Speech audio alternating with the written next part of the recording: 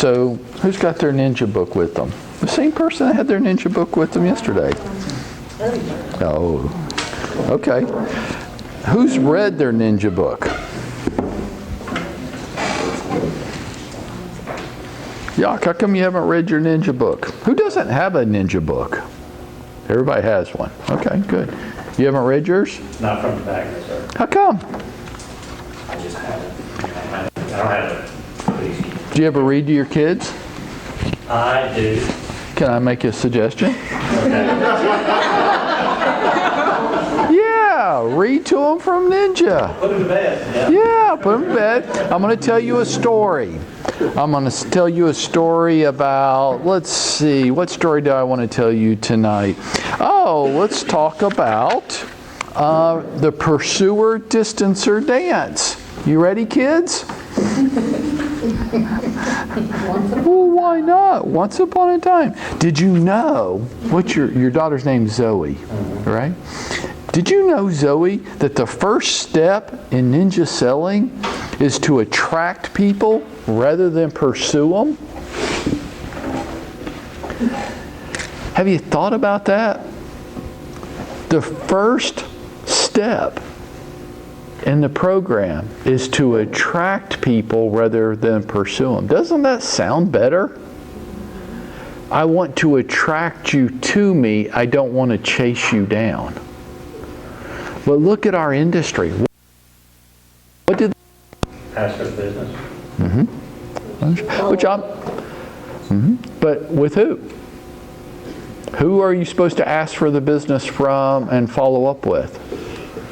Friends, families. Are you chasing them or are they attracted to you?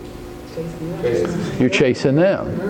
And this is what Larry's saying in his book. No. Stop chasing them. Stop chasing them. Start attracting them to you. How do you do that? Presence. Authenticity. What's that mean? Being yourself. Just be yourself? So all you have to do is leave here and just go be Shelley? No, and also not being asked. Okay, so don't be a jerk, be a good person. So I have a strategic plan to put yourself out there that would. There you go. So he didn't say don't have a strategy. Just hang out. Just stay home, watch Oprah, and if anybody calls you, be really nice to them. He didn't say that. So Tom, you were a Methodist minister. Absolutely. For how long? 50 years. Okay. So I'm going to make a contention that while this isn't that, there's a lot of similarities. Absolutely. Okay. One of the problems we have in the church is evangelism. Okay. All right. And so I taught my church, the ones I serve. What's that mean? Evangelism means to go out and to witness to others, to bring them in, right? So that's Prospect? prospect. Oh my gosh, did I say it? Go out and spread the word. Right. Okay. And I found that there weren't too many people excited about doing that. And so I told them we're going to drop the EV out of evangelism, which is the evil, and make it angelism. Be an angel to someone. Okay. To go out and, if you're struggling with an issue, just be an angel to them. Don't try to convert them. Just sit there and be a friend, be a neighbor, show them, love and compassion, and let them make a decision. Okay, so that's one way of doing it. Okay, that's one way of doing it. Here's the other way of doing it. You're going to hell if you don't change your ways. Denzel, you're going to hell if you don't change your ways. Okay, so let me ask the group a question.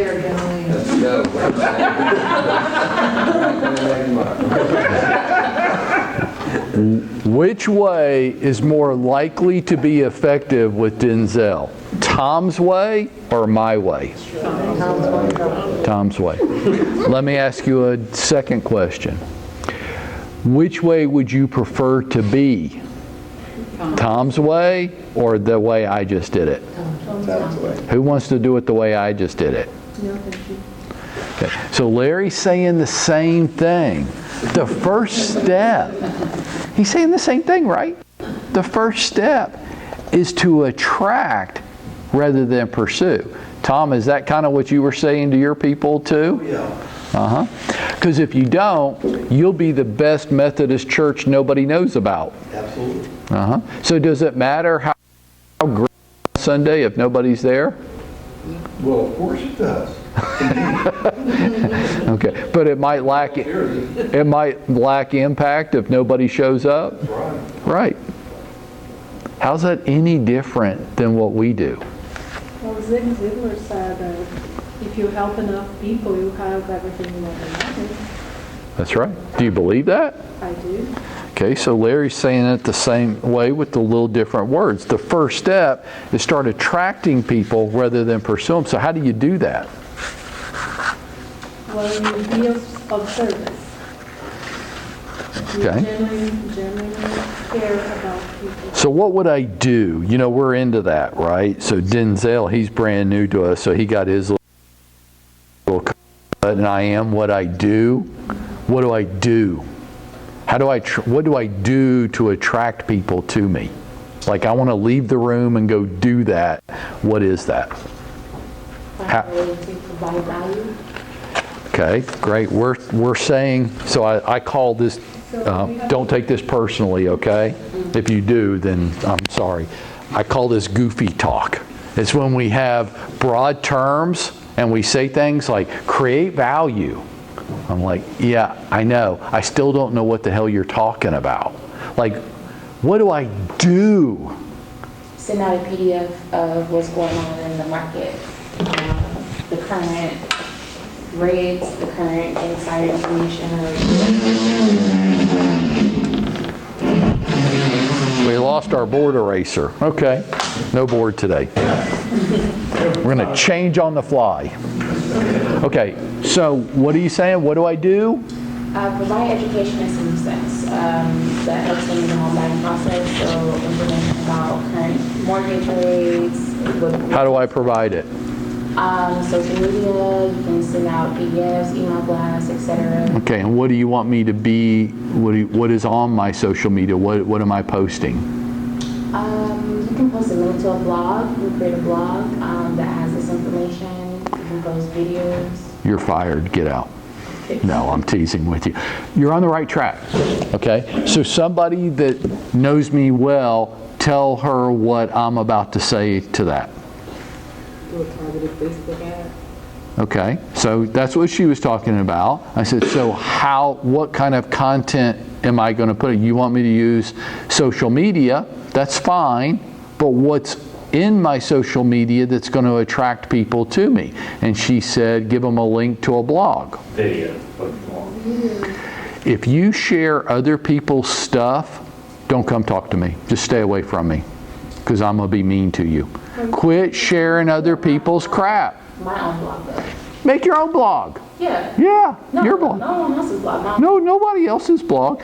I saw 5 of us yesterday, and I think you've hired, not you individually, but I'm meaning them, I think you've hired these third-party companies to do your social media posting for you. And if you have, stop it, and stop it today. I'd rather you post nothing than post that crap.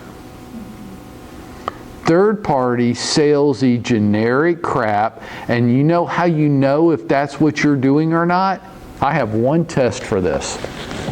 You are nowhere to be found in the content.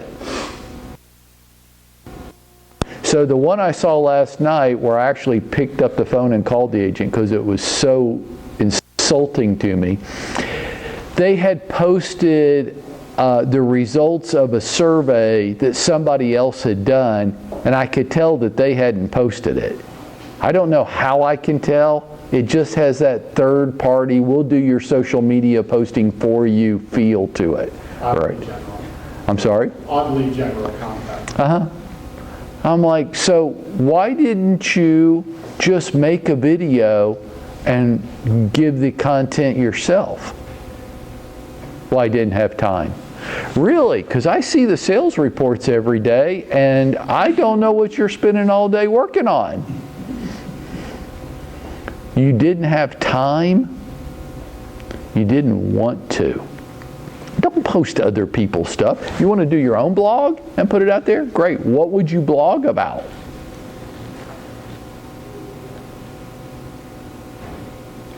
Well, you could, it depends on what's your niche, what is your market, who are you trying to reach? What would you blog about? Since my market concentrates on immigrant families, specifically people who speak Portuguese, and I know there is a very large gap in culture, I might explain to them how things work in the U.S. as far as buying or selling or sprucing up a house, or what kind of upgrades you can put in a house in the U.S. that will turn up to value, because those are things that they don't know, and if they're in that position, they might be interested. Okay. Good. Shelley, what would you blog about? Community happenings, the information was in our neck of the woods. Let me give you a tip. Blog about what your people are interested in, not what you're interested in. And you'll find your engagement to skyrocket. I want to give you a couple of other thoughts for today. The 2-minute warning. Have you ever wished you could know what other people were thinking? Like, do I want to know what you're thinking right now? No, I don't. But sometimes it would be fun to know what other people are thinking, right? And we could adjust ourselves to get the most favorable response. If I could just go, what's going on in Casey's brain right now? And Casey would go, oh, I've heard all this crap, something else, or finish up. That's amazing. If I,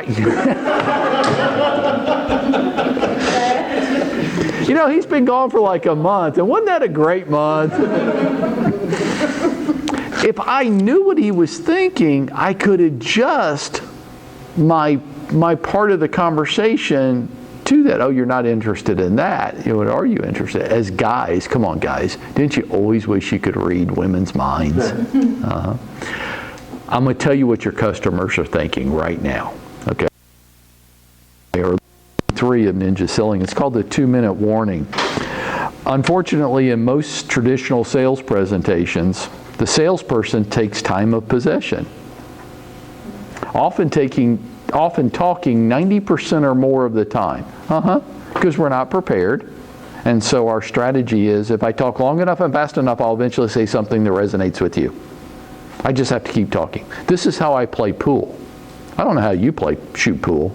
You know how I shoot pool? If I hit the ball hard enough, it will eventually go in a pocket. The only reason why it doesn't go in is I didn't hit it hard enough.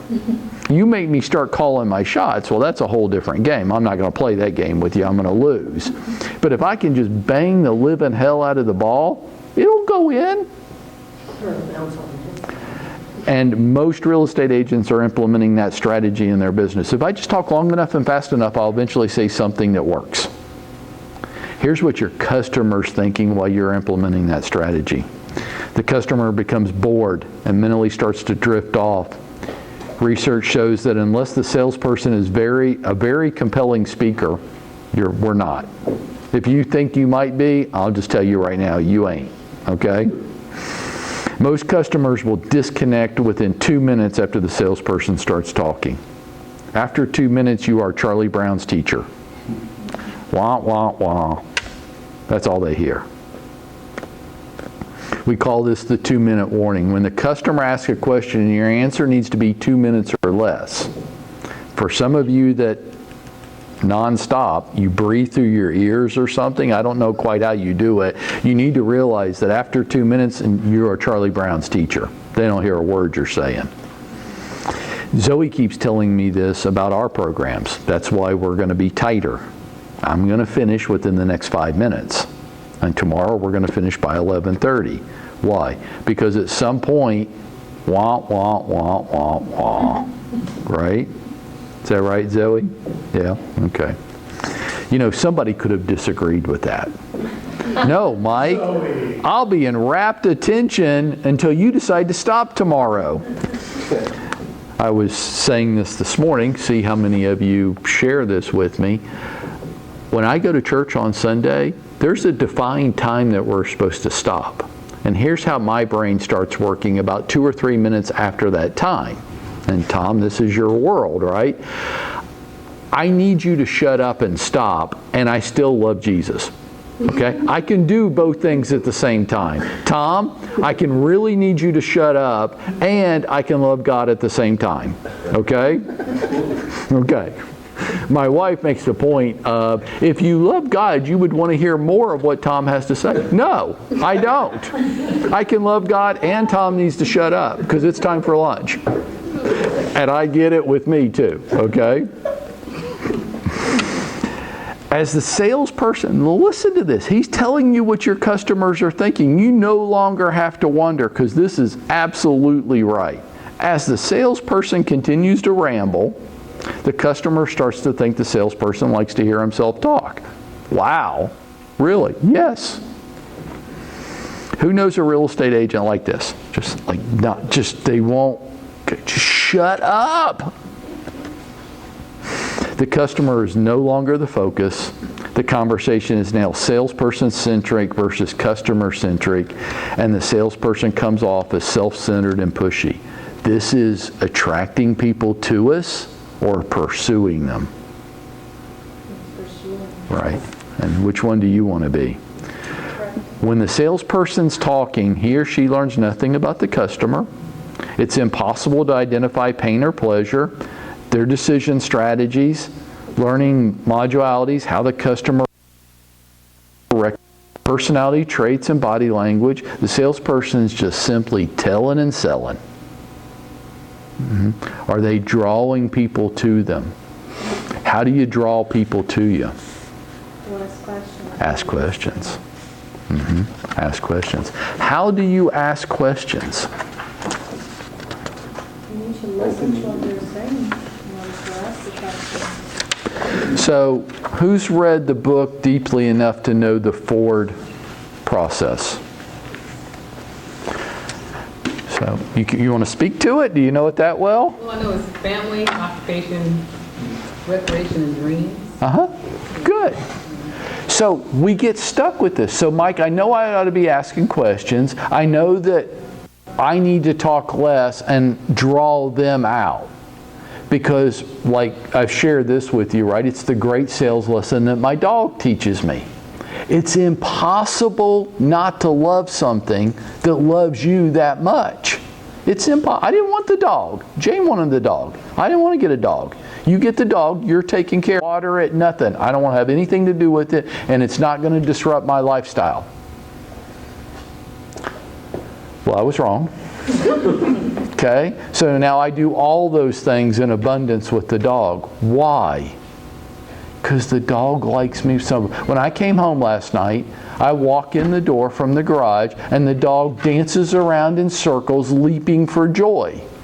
And my wife goes, "Hi." I can't help but love something that likes me that much. It's irresistible. So how do we become irresistible to people? Completely focus on them. You won't have to pursue them. They'll be incredibly drawn to you because you can't help but like somebody who likes you that much. If you're that interested in me, you're a good dude. How do I display, what's the skill to do that? Like I need a go-to system to, really, you need a go-to system to have a conversation with people? Yeah, sometimes I do. Especially people I don't know very well. Or if you get caught off guard and your energy levels aren't super high. Right. You need a, this is called systematizing your business. And Tom's sitting back there going, man, I ought to be making a couple million selling real estate because this is nothing different than what I did for 30 years. Is that right? You got this big congregation and they have to feel, each one of them has to feel, can you do that? Like you got hundreds and hundreds of people, right? Ford system. Family, occupation, recreation, and dreams.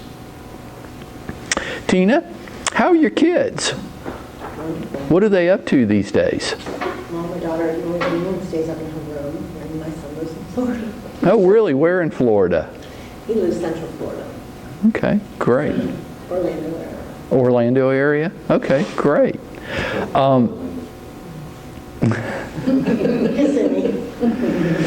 So, Yak, do you still sell real estate for a living, or you still work at Century 21? Yes, sir. Okay, great. How's that going for you? It's going well.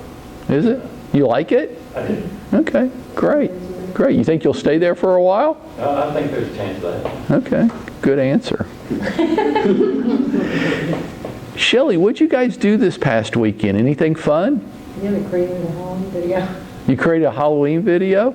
That's great. Everybody dress up? Yeah, And the kids went along with this? absolutely.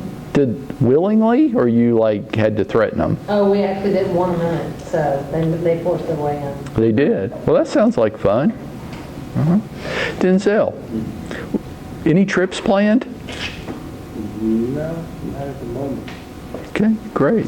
If you were to plan a trip, where's the first place you'd like to go? I go to the Bahamas. The Bahamas? Yeah. Okay, great. Why the Bahamas over any place else? Any particular reason? Never been. Never been. Okay, great. We just had a Tina's family, Yak's job, Shelley's recreation, Denzel's dreams.